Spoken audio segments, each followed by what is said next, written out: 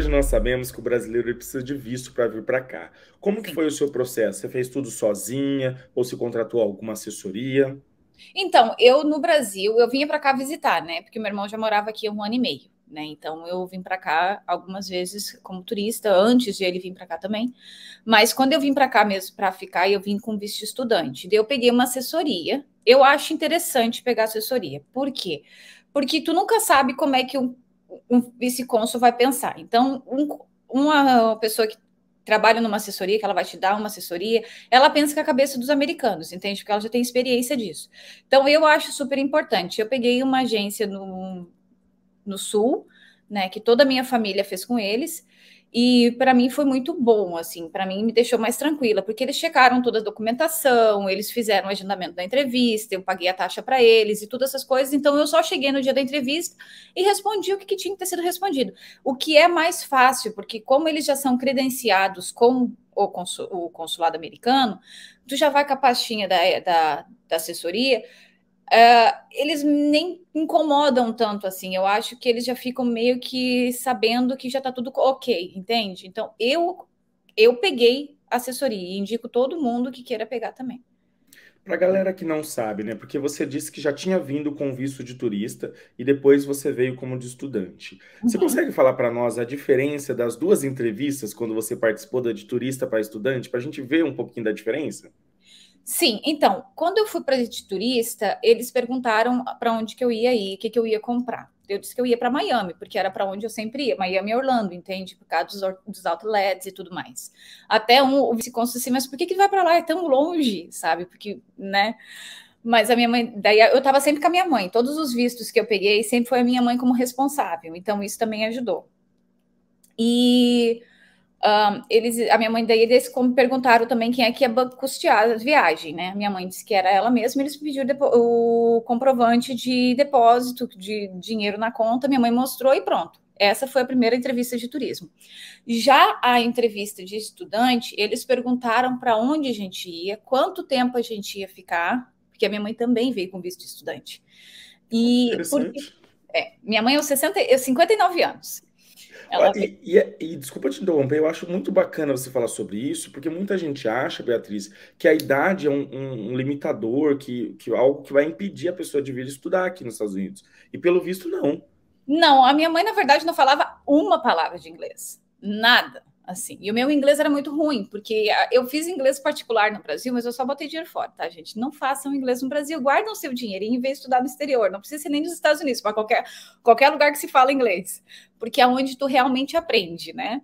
Então, assim, e eu vim para cá, quando eu, na verdade, na entrevista, eles perguntaram o que eu queria estudar, para que eu queria estudar, qual era o meu objetivo.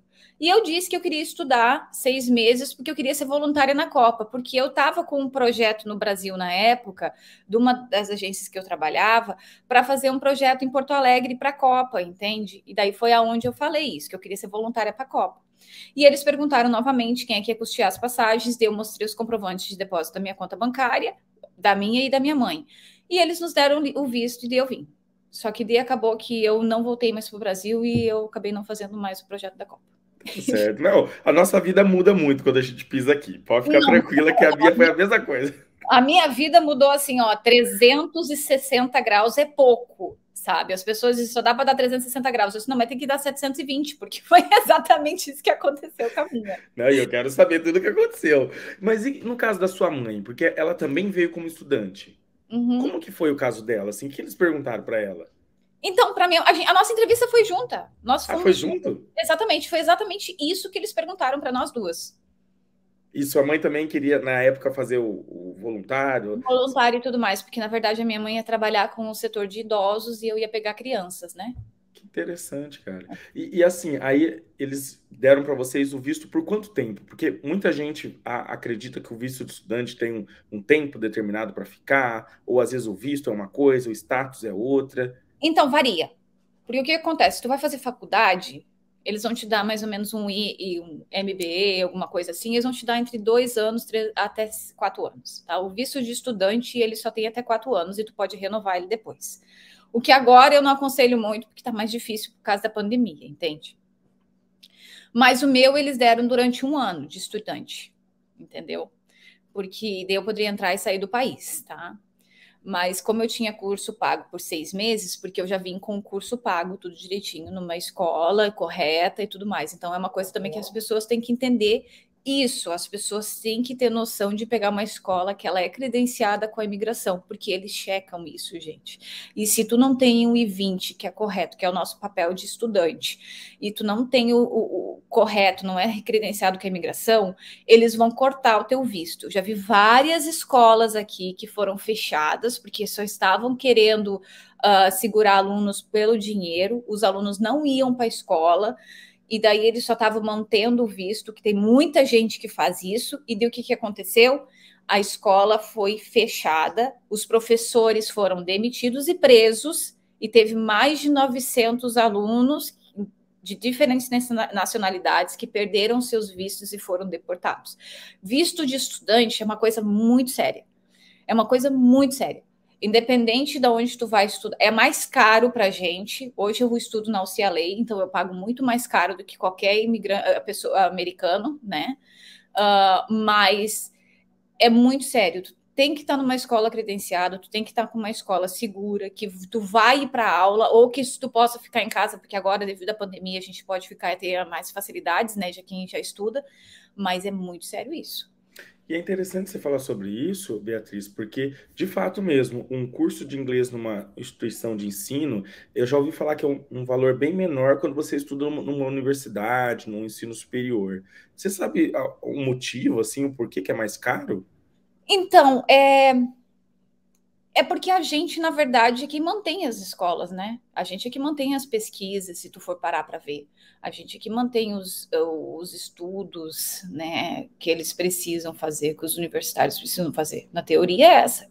Porque, por exemplo, quando eu estudei na Santa Monica College, quando a galera estava pagando $49 a unidade para estudar, um americano, eu estava pagando $335 a unidade. Então, o meu semestre custava 4.800 e o do americano custava 350. Caraca.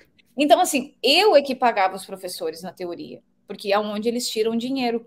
E daí é onde eles te botam fazer um monte de regrinhas que tu tem que seguir, um monte de coisas que tu tem que tu não pode escapar, porque senão eles te cortam visto. Tu tem que ter 12 horas, 12 units, né? Tu tem que ter pelo menos 12 units, ou seja, tu vai fazer 4 aulas, pelo menos, por semana. Tu não pode trabalhar só pode ser dentro do campus, né? Que é 20 horas. Tu não pode fazer muitas outras coisas, e daí, assim, as aulas são totalmente aleatórias os dias e tudo mais, entende? Então, tu tem que ter um bom score, no caso, tu tem que tirar boas notas, porque senão a imigração vai ver que tu tá fazendo fraude ou alguma coisa assim, e eles vão ficar em cima, e eles ficam em cima, entende? Então, é por isso que é Exatamente. tão caro, porque a gente é quem acaba bancando um college, independente de qual dele seja, sabe? Ou uma Santa Mônica, ou um college, ou uma UCLA, ou uma USC, que a USC, dependendo o curso que vai fazer, é $84.000 o ano. Caraca. É muito, Pesado. é pesado, é muito dinheiro. E quer ou não, a vida acadêmica aqui já é difícil, depois a gente vai entrar nessa área também. E a vida de imigrante também é difícil. Aí conciliar as duas, tendo que pagar, tendo que sobreviver aqui, arrumar dinheiro, não é fácil.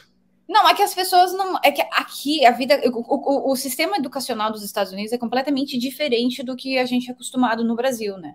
Então, assim, as pessoas ficam meio confusas no início. Não existe um vestibular, não existe uma coisa. Tem até o SAT, que é uma prova que tu faz antes, quando tu termina o high school, que é o ensino médio no Brasil.